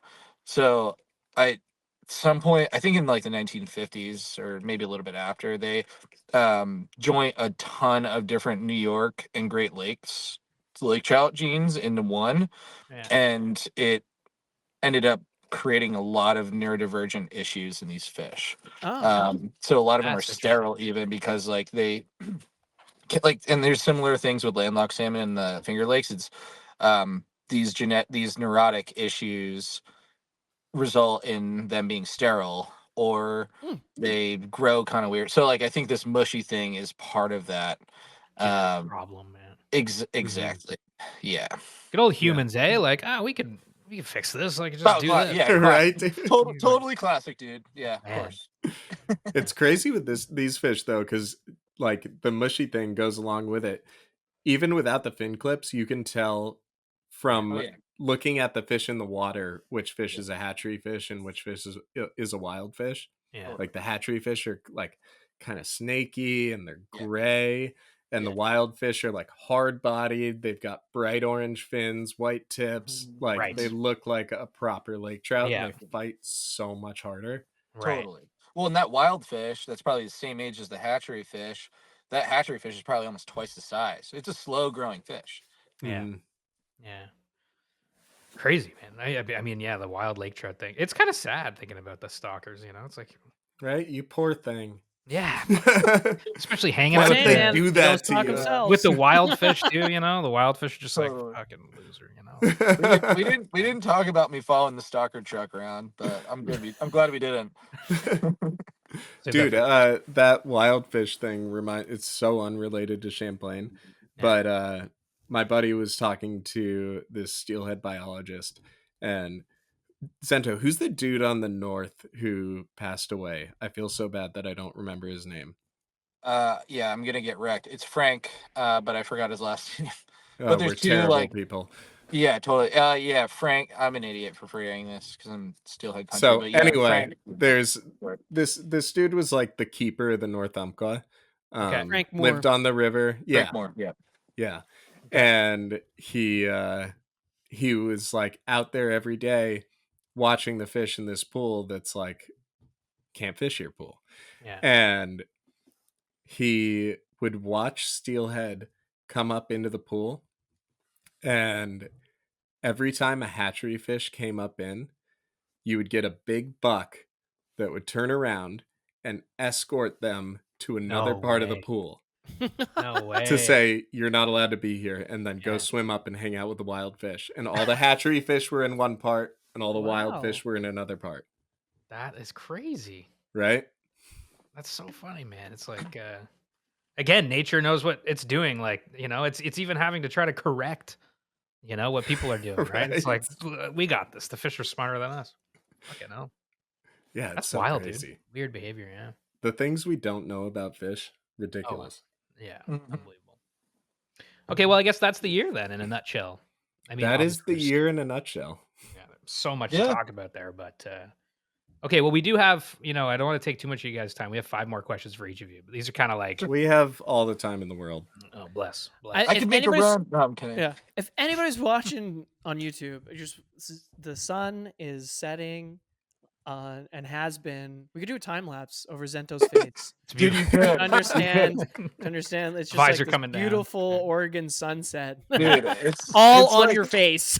This is ridiculous, dude. It's like, such a hell of a nice view. view, man. Oh Such my a nice Dude, I gotta just I took this photo last night. I rolled in. I was like, dude, what the fuck? And I missed my opportunity to fish last night because I was looking at this, dude. Beautiful. It's Yeah. awesome. All right, Awesome. Mitchie's Fishies 5 is what we call them. 5 more questions. We ask everybody on the show, so we'll go one by one here. Max, we'll start with you with the first one. If you were, what's your favorite fish and why? I can't believe I forget these, man. We've asked 180 plus episodes. Like, Don't forget them. what? What's the question? What is it? All right, and the question is, favorite fish. man. Favorite fish and why? Dude, that is so hard. Mhm. Yeah. Can I give you like 5 fish? You can do Sure. fresh and salt. That's as much as we'll. Yeah. Allow. That's the furthest we go is fresh and salt. Damn. One fresh, one salt. All right, I'm gonna be a basic bitch. That's Yeah. fine. I'm actually gonna give you. No, I'll give you 2. Striped bass for salt, Nice. Nice. and for fresh. I mean, right now it's carp. There you go. Wow. Oh, wow. That's it then, man, for That's all sick. eternity. That is sick. cool. We got 2 Baked thumbs up into- from Zento. So are those yours too, Zento? No, straight bass and steelhead. Oh, Steelhead. I don't know if you can count that. It's both. It's kind of It's both. both. A little bit of. But would you pick, Both. would Steelhead be your number one if you had to pick one? Damn. You know, people say I'm bass sexual, so I'm going striped bass. Yeah, no, it's bass. It's Your boy- totally your boy's bass. got- You Your guys boy's are. got to spawn. I got to spawn at some point. We dude. didn't even So- talk about our dirty conventional surf casting background. Oh god, that's a whole world of ours. That's Just dressing up that's- as a seal, putting on a wetsuit, swimming around at night No way. from 7 p.m. to 7 yeah, a.m. every single night. Oh man. Well, we Living got to in do a car whole. with a wetsuit is not fun, dude. I will tell you that. We got to do a whole show on striped bass because I know you guys love striped bass. Oh, I mean, yeah. Holy shit! Oh my god, They look yeah, we could- incredible, man. well, we gotta go Oh, striped dude. bass fishing, I which is know, something I neither need of to us get- have done. Which is It's always No been way. a fish I've wanted to catch, man. Like ever I since went I was a one kid. day in the Gas Bay. That doesn't count. I went like Yeah. for a couple hours. Yeah, It's not. we that's saw not- some crazy videos of the Nova Scotia. Oh, dude, stuff, the, where we were like, dude, that's Small- small aside, like growing up, this was, oh god, this is almost 30 years ago. But when I was growing up working the fly shop in Ottawa, Norvis, the biggest conservation, not the biggest, because obviously Atlantic salmon has always been a conservation issue Yeah. in the Gas Bay. But growing up, it was always like save the striped bass of Atlantic Canada. Oh, really? And I got to tell you, I don't know if they're saved, but they're back. They're back in such a way that the Atlantic salmon guys are like, they're too back. Yeah, that's what We've gone Make too them back. blow 'em Too down. back. Yeah. Which of course is ridiculous because I don't know. They're a natural. They're species. native. They're native. They're native. Yeah. Yeah. Yeah. So, but yeah, I mean, sorry, I totally cut you off, Zento. But yeah, dude, That's it's awesome. it's cool to see, when I was 15 and 16, people working to save them, and then 30 years later, like, Hang off. there's some pretty healthy fish happening in Atlantic Canada. Mm-hmm. Stripers, man. I feel it. That's cool. They're I such know. cool fish. Come down with us. We'll Oh, show you yeah, some we're right. very cool things. You'll Yeah, not we're right. sleep, and you'll be forced to eat Sour Patch Kids, smoke cigs, and drink Red Bull. So what we do already? So what we? Oh, you're just Oh, you just described ice fishing. Literally the rest of the year for us. Yeah. Yeah. I love it. Okay, number 2 is if you could fish anywhere in the world right now, assuming it's the right time of year and you're gonna have a great trip, where would you go and why, Max? Oh man. Zento? Dude, you're really hitting us with the ringers on That's this. crazy. These are the hard hitters, So- man. They These are take the big some- ones. I mean, right now, Like we're assuming that I it's would- just like peak wherever Yeah. you're going. You're transported into. Okay, you're the transported into peak Yes, and season anyway. transported into Okay, prime. I thought you I'm were thinking- like, it's my brain is November moving hard. 26th. Yeah, Where are you no. going? Time of year is the right time of year. It's just the best possible fishing you're gonna have. Oh Jesus! You're just. It would. I'm gonna give you 3. Okay. It would either be Dorado on the Rio Paraná, Right. or That's the one you guys did, right? yeah, Yeah, that was. yeah, that place is wild, epic. Yeah. It would be that or striped bass at a very specific place at a very specific time that only Zento knows what I'm talking about. Yeah. Okay. Yeah. Yeah. Or it would be the Florida Keys with tarpon. Nice. I'm with you on that last one, brother. Yeah. Yeah, It's you pretty can't beat cool. that. No, you With really... Mr. Brandon Sear. There you go. Oh, Yeah, Specific. even more specific. Yeah. Brandon's a cool dude. love Brandon. Brandon's Yeah. a cool dude. Zenta, where would you go? Oh man, dude, I'm such a. I love the working man's fish, dude. Like I can't. So I've never done the Florida Keys thing, so I can't say. But like, it's like hard for me to like pick a destination zone. Like I love grinding out a fish, dude, and I'd say it's either a straight bass zone in the spring, Perfect. or honestly, dude, just like summer steelhead in the desert, man. This year of return has just been the most mind-boggling shit I've ever seen. Like It's awesome. Yeah, it is. Like, hooking 7 fish in one run and not being able to land one because they're all so hot and angry. Like That's so sick. That's so sick. that So is good to just- hear. Yeah, incredible, dude. So yeah, I'm in between the bass thing. Another thing where I'm just, my It's the just, bass it's and like the steelhead, moon. it's You're on just- Mars or the moon. Like we were there in September. This Yeah, is dude. obviously coming out in January, but Yeah. Where record- were you exactly? we were in the Like, where Lord you- Deschutes. Oh, sick, on a jet boat. No, we were just walking, wading. Oh, okay. Were you like in Max Canyon area, or were you like down at the mouth and then walked up? Maybe Max Canyon. I don't know. I really don't know Okay. what it was. I think you were Max then, yeah. Yeah. Well, dude, what a place, man! And like, Dude, it was there's- like really, really special. Like And- to be on that river as the sun crests over the canyon and then lights the canyon up. yeah, dude, It's like one of the most beautiful things. It's hard to say it's one of the most beautiful things because obviously the sport takes you Yeah. for to sure. some amazing place, and obviously add another layer on that we work in the sport, so Yeah, we get to right. go to some crazy places. Totally. You know, like it was one of the coolest things I've ever seen. Yeah. The only thing that was kind of close was Lee's Ferry in the Grand Canyon. Okay, But cool. but Never that was been. the only other time I felt like that. But it was Yeah. amazing. Sick. Yeah, and shout out Lonnie Waller. Couple of runs down from where you were. There's a rock named after Lonnie at this spot called Snake in a Box, and I was at the spot doing a grunt and shoot with Marty and Mia. I had no idea that we were fishing on Lonnie's rock the day he passed away, and we Oh, had no wow. idea. But we were making casts for Lonnie. Didn't know we were out of service, so we had no idea he had passed. But Wow. there's so many things like that on the shoots. Too. I barely scratched the surface, being so new to this area. But Oh, holy shit, dude, what a place. So That's great. actually, yeah, I'm gonna say that boom. somehow over the bass. It's hard, I'm sorry, Max. I like it. I'm sorry. Okay, number 3. Max, what is one of your favorite fly fishing memories of all time? Or maybe, yeah, no, I'm not going to interrupt. That's the right one, right? Yeah, that's What's the your right one. I was best- going yeah, to say, what's or your maybe best- it's a Champlain memory. Oh, Champlain Oh. memory would be nice. Yeah. all right. Doesn't I'm have to be. gonna. I didn't want to influence the answer, but I already did. Yeah. So. No. We can hit Champlain. There's too many fly fishing memories. That's Yeah, That's- tough. not gonna happen. Yeah. I'm just going off gut. What I remember is this like 48-inch pike that I got this spring that was just dripping over my hands holding it up. That Amazing. fish was insane, and my buddy Steele, right after I got that fish, he hooked one that was like same length, little less girthy, and it did the funniest thing that I have ever seen, which was, have you seen those videos of like wahoo and barracuda just shooting out of the water and they Mhm. jump like 10 feet? and they're just a plank. This It pike did that. That's so whack.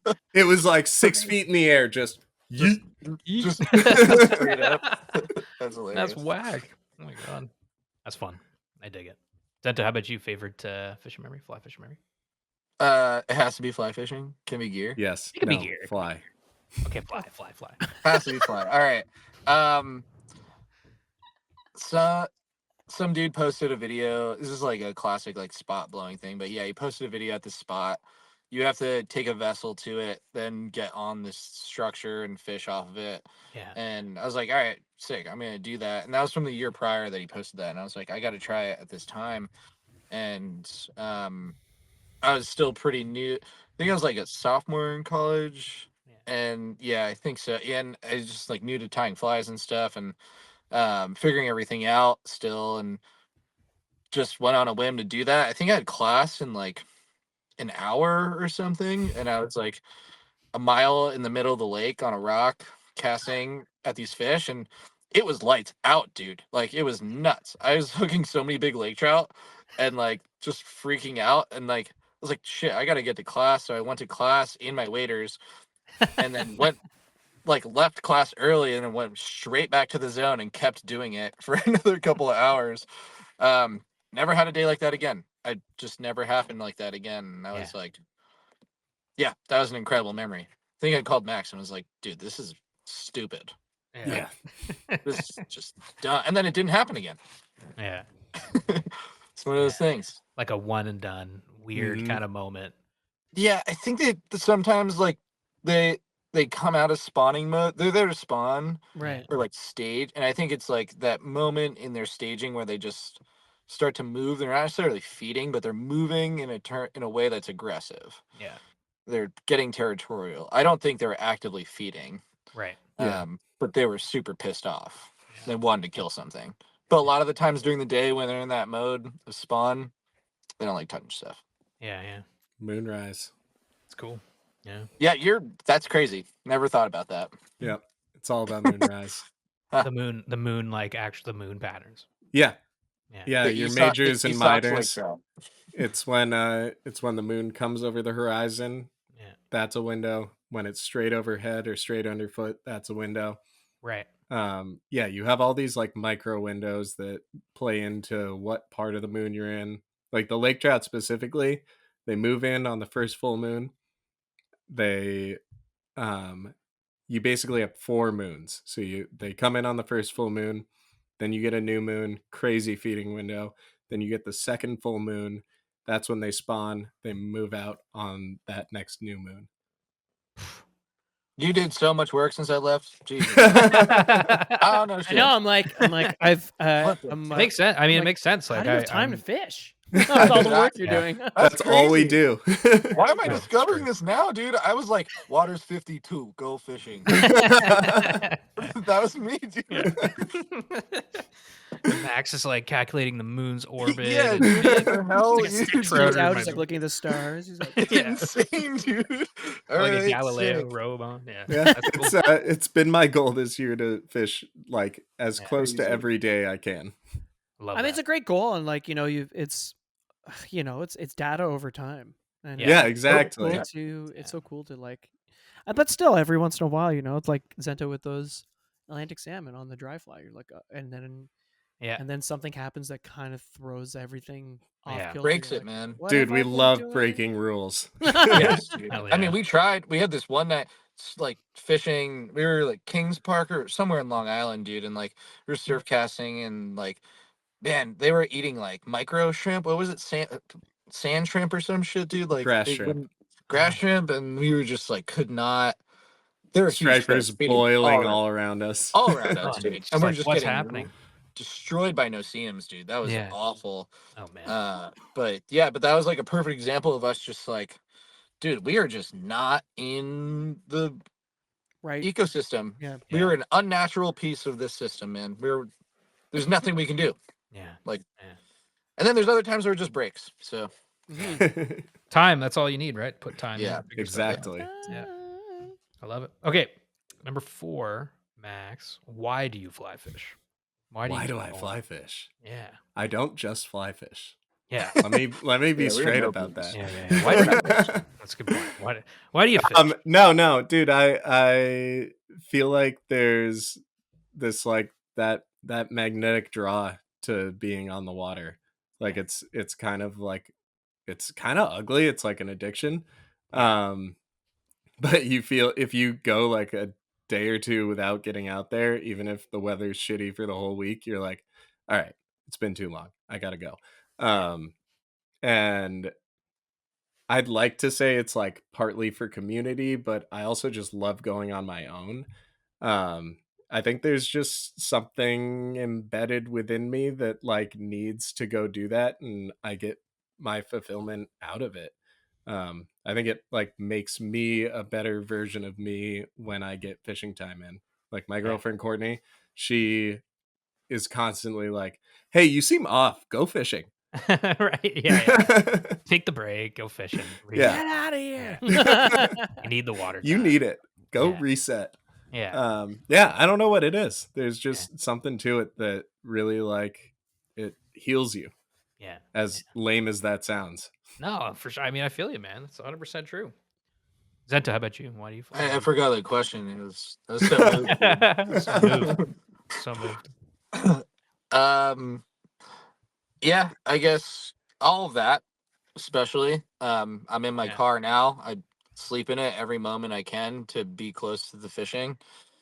Yeah, it is purely an addiction, but it's like I try to explain to other people too. It's like, dude, I don't have time for a substance abuse addiction because I'm addicted to this. Yeah. Like, Yeah. I'm already addicted to something. It's a huge problem. And if I was like wasted or like high and I missed a fish or like missed an opportunity to be out fishing, then like that's a really bad problem. That's a horrible problem.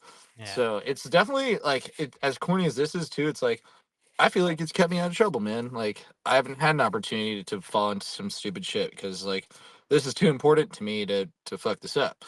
Yeah.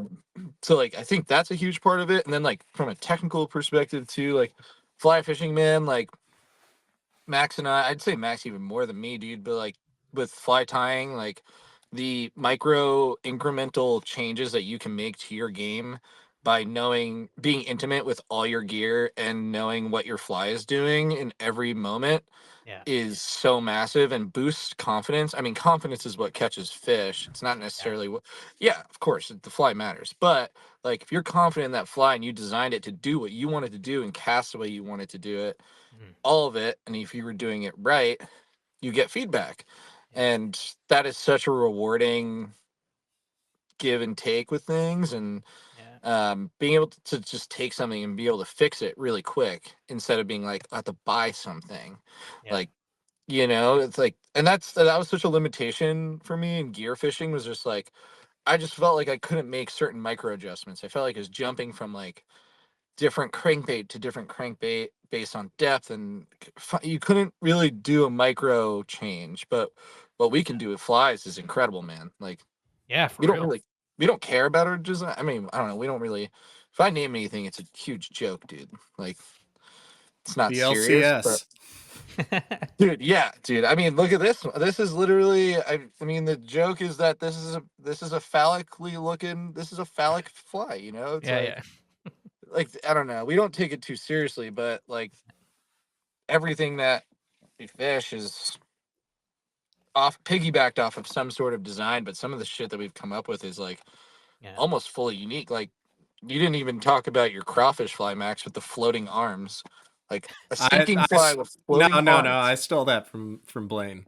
Oh, okay, never mind, dude. Well, I was but yeah, I can't take credit for that.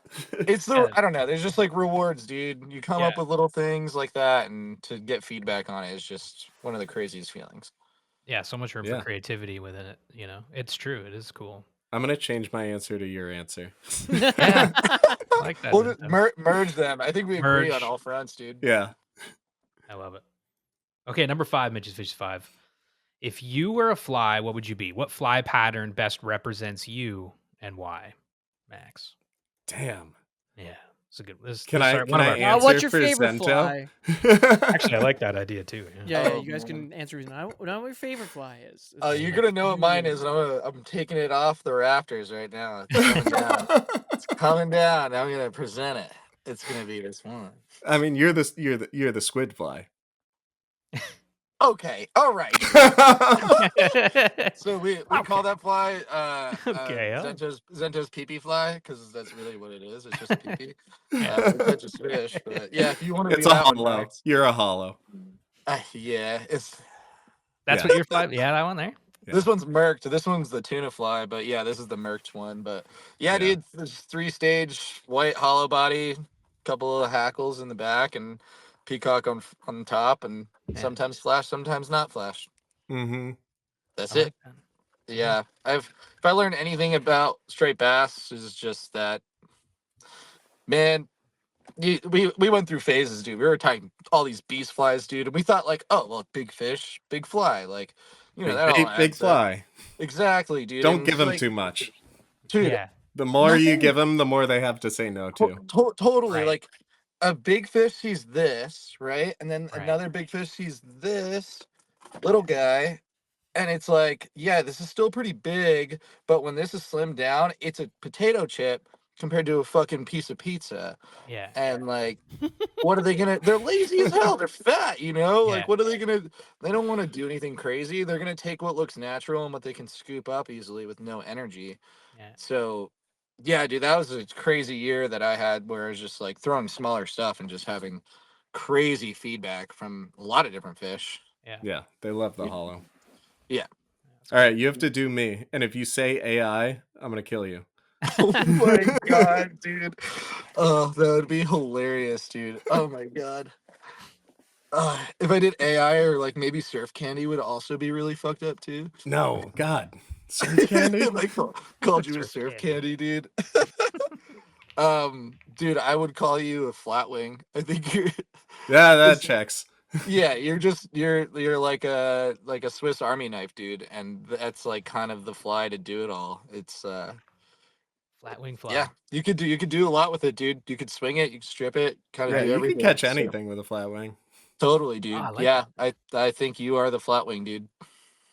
I love that. Wow. Flat those so are nice. definitely have, both of those Never- have never been answers. No. But flatwing's a great answer. Yeah. Yeah, Dude, that's So a is surf compliment. I candy, think that but one's that's a sick. good compliment. I think that Yeah, one's thanks. dope. Look at you It's guys. endearing, man. guys, That one's cute. Look at you guys. Amazing. Yeah, Nobody we're knew we were- adorable. We're Yeah. actually dating. Our girlfriends are not real. We just fish. We Yeah. just fish and kiss, but we Perfect don't really relationship. fish. It's just all kissing. Perfect relationship. All this is fake, dude. Like, You we don't do go any up of there to this. fish. You guys know a shitload about fishing to keep that going. It's all just for the hang, dude. Just so Yeah. we can meet up. Guys, that is Mitchy's Fishies 5. That is did the it. show. We did it. A Lake Champlain, all encompassing, top level thing. But there's obviously so much shit we could talk about. And yeah, I mean, it was super cool to get to meet you guys this last year. And you're both I'm hella jealous. talented people.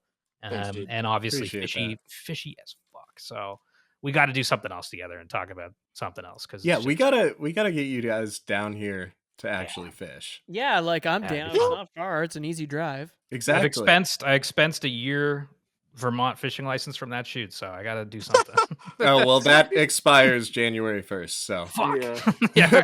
I learned the hard way. We didn't talk about that story, and I'm glad we didn't. Yeah. Well, yeah, we definitely want to come down and fish, man. That'd be sick. But Yeah. That'd be so yeah, sick. yeah. come Thanks, down in the thanks. spring. Okay. Spring. Pencil it in, and Although And now yeah, I'm thanks. curious to try that Atlantic salmon stuff out in the fall as well. Though. Well, come down in the fall too. Okay, fine. not far. I already expensed a year's license. Yeah, Or exactly. come down right now and go lake trout fishing. Yeah. You were saying it's like pretty on right now. It's lights out. Yeah. We'll get you 10 fish each. Fuck, that's sick. Okay. And well, then when pike season's on, it's lights on. Anyway. Hey, okay, all right, okay. All right. thank you guys for coming on. Much appreciated, and yeah, have a good rest of your day. Yeah, you guys too. Thank you so much. Thanks, guys. Thanks, guys. And that was the interview with Max and Zento. They're awesome. I love those guys. It's awesome. Jealous Yeah. you got to work with them. Yeah, it was great. It was super fun. It was a really fun shoot. So one of the highlights of last year for sure. And yeah, it was fun talking more about Champlain because it's such a cool fishery, and I'd like to try to get down there this year and fish it. We should try. Yeah, because it's so cool. There's actually a lot of it's a pretty famous lake too. Actually, yeah, Bernie Sanders has a cottage there. Really? Yeah. And probably a bunch of famous people because it's a big lake. It's just south of Quebec. It's a cool spot. So yeah, it was great chatting with y'all, Max and Zento. Thanks for coming on. All right, let's chat a little bit about what's been going on with us. We've been, kicking off the new year with, excitement for what's to come for SoFly. We've got lots of trips planned. We've been planning lots of things for the show. It's been a lot of planning. Podcasts we're gonna do for y'all who listen, and I think it's gonna be really cool. We're trying to obviously always up the game and dial up the fishy fun that we can bring you. So get ready. It's gonna be a good year. Yeah, strap in. Yeah, starting with a trip to Belize for us. I mean, we're gonna obviously do a podcast about that and a trip video and all kinds of stuff for YouTube. So wait for that because what a cool place. I've never been. I'm excited to go down, check it out. Oh, you're gonna love it. I think it's gonna be fun. I haven't done that. I've only saltwater fished the tropics twice. So this will be 3, which will be really cool. Oh, I guess Florida. What am I talking about? Yeah, Florida, Bahamas. Now this. So I'm excited. I can't. And you did cut your teeth in Texas. In Texas, yeah. I guess Texas, it's an interesting fishery, but yeah. So get ready for that, and then obviously we've got a couple of videos coming out from last year's trips to Old Post and New Brunswick Lake Lodge. What is this voice? so those are coming out, and those are going to be fun. We're editing that stuff now. Podcasts that we captured on site, videos. It's gonna be a fun year. Buddy. Recently though, it's not fly fishing, but you got the ice stuff. I got my first fish of the year. Oh, great! Woo-hoo! It was a little pike, and then I got my second fish of the year, and it was a very little perch. And then I'm going fishing tomorrow with John Clipp from Affinity Fish, Sock and Scissors, February 19th. Come on down. John Clipp and me are going fishing, and we're going out actually with Paul Castellano. Paul Castellano rocks. Yeah, and you guys went out once, and I know John does it a lot, and we're going to try to get Paul on the show this year. So we got to get him on the show. I'm like, let's go, I want my third fish of the year to be a brown? Something buck. I don't know, something big and buck. Brown or a Laker? What do you want to happen? Aside from, obviously, a Grand Slam would be amazing. Laker, I'd love to catch just a brown. Huge Laker, yeah. You want a huge Laker over a brown? Yeah. Fuck yeah, dude. Because I've never caught a lake trout. Which I know maybe that sounds insane, but I just haven't done it. Yeah, I just haven't done it. And so I'm like, let's go do that. But man, obviously the big browns and stuff that live in that water will be fishing. I mean, yeah, it's a heck of a fishery, so it's gonna be cool. Yeah, I'm excited for that. So stay tuned. I'm sure we'll catch something. John was out today, and John had a great day today. I was like, Jesus. Today's January 13th, Monday, January 13th, when we're doing this little intro outro. Happy birthday, John.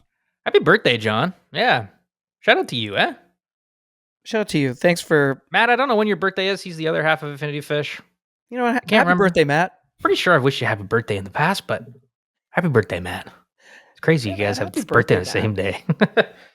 John and Matt at Affinity Fish. Splendid fellas. Yeah. Actually, Paul Castellano, you're going to have a blast. Alano. I can't wait, man. It's going to be fun. It's going to be cold. It's supposed to be like minus 17 tomorrow. And we're going to be in a boat. Yeah. Yeah. So I don't know. Oh my God. Probably just going to die of freezing. But well, anyway. Paul does have the big winter suits. I'm layered up. I got some heavy. I've pulled out all the stops with my my layering system. So, but I'm just saying. I think he loans the. You know what I'm talking about. He does. Yeah, life suits. Yeah, life suits. Yeah, big old floaters. But yeah, it's gonna be that cold. It's supposed to be windy too, man. But we're like, we'll try the more protected areas. If we can fish the whole thing, we will. But I'm sort of like, I'm looking at the charts and I'm like, man, like 50-kilometer gusts. I'm like, there's no way in holy hell we're going to be fishing that part. But I don't know. I've never done it. This is Paul's show. So I'm just kind of. Well, I'm sure Paul knows He knows what's places to like you said. He's saying, like, let's try, let's go for it. There's things we can do, so let's just do it, And if it's like super brutal and cold, whatever is what it is. You know what I mean? Oh my god. Yeah, she's gonna be brisk. 32 sustained 32 kilometer per hour winds, gusts at 50 kilometers. But -8 though. -8. Yeah, but then the wind chill. Right. It actually warms up as the day is going along. If there's any consolation, brother. Well, that's good. Morning temps -8, afternoons -6, and actually the wind is supposed to calm as the day goes along. Now, mind you, from 50 kilometer gusts to 45 kilometer gusts, but hey, I'll take that 5K. Take that 5K. Put it in my pocket. I'll save it for another day. But I'll tell you right now that the poet of our generation.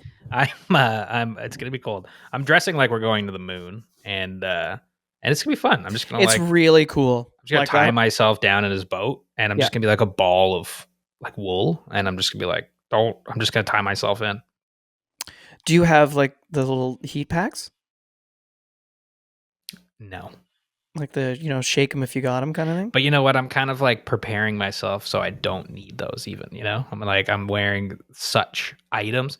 I'm basically wearing a spacesuit. Similar to that they would wear on a mission beyond the surface of the stars. Beyond the stars, that's right. It's gonna be cold, but I'll give you a little rundown on the next show, on the outro. So I'm really excited, yeah. Yeah. I'm really excited to hear about next episode. Tune in. You can hear how the trip went, or it didn't. Maybe it'll get canceled tomorrow morning. Who knows, right? Like it's a volatile time of year to be fishing open water in Ontario. Mm-hmm. So anything can happen. Mm-hmm. But yeah, it's a fun way to kick off the year. It's like only a couple weeks in, we're getting fishy already. So get a little brown trout action. Hell Don't yeah, forget your passport. Yeah, for sure. Yeah, no, I want to. That'd be awesome to get some browns, but it's gonna be fun. It's gonna be fun. You have to get your New York license too, right? I don't know. Did you guys fish that side of things? Yep. Okay, maybe I do then. Yeah. Yeah, Paul had us bring our passports. Yeah. And just in case, like the water cops came. Yeah. And I've been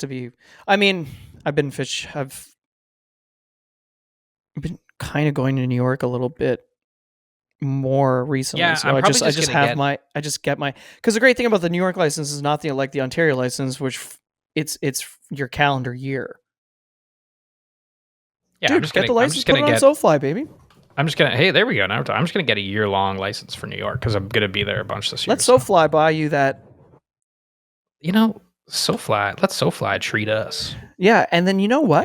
Then we're going to Lake Champlain, brother. John's calling me right now. Oh boy, take the call. Take the call live on the air. I have him on my the Don John clip. Hey John, one sec. Can you hear me?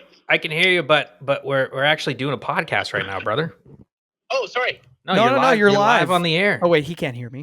Okay, well, I got some details for the big fishing trip, but maybe we should talk another time. No? Okay, yeah, maybe I'll ring you right after this. Give us a little teaser anyway. Aldo's shaking his head. He wants a teaser. Right on. Well, everything's looking good, and we're gonna have an awesome day. But yeah. Boom. How's that for a teaser? Okay, I'll call you after this. Sweet. Okay, bye. See ya. John, he's driving home from the water right now. Man of few words. He wants a teaser. Everything's looking good. I like that teaser, brother. That's a good teaser. Man. Okay, I'm gonna get my New York license for sure for the year. Why not? It's a great idea. Why not? Because we could go hang out with Peyton, go hang out with David. We can go. Oh yeah. Back to Lake Placid. There's so much water in New York. I want to go explore. So. Yeah. Yeah. I just noticed the color of the hat I'm wearing, which is a Yeti hat. Yeah. Is the same color as the color of the folders on a Mac. Yeah. Yeah, you match the folders. I can't unsee it now. I can't unsee it. Well, there you go. Well, there we go. What else do we got going on? That's pretty much right now. That's it. It's you taking on the Niagara River tomorrow, and then me and you and John and a bunch of friends taking on Belize. Yeah. Well, stay tuned for all of that. Lots of fun stuff to come. This is going to be a great year. Thanks everybody for listening with us and kicking So this fly off. 2025. If you can, go leave us a review on Apple Podcasts. It helps very, very much. We'd love to try to get or Spotify. We'd love to try to get Spotify. You can just rate it, but yeah, go give us ratings and likes and stuff on Spotify and Apple. That's awesome. And Like, tell your comment, friends, subscribe. like, comment, subscribe, tell your friends, and thanks for listening. That's it for me, Mitt Jaldo. Okay, bye. Take care. Comb your hair.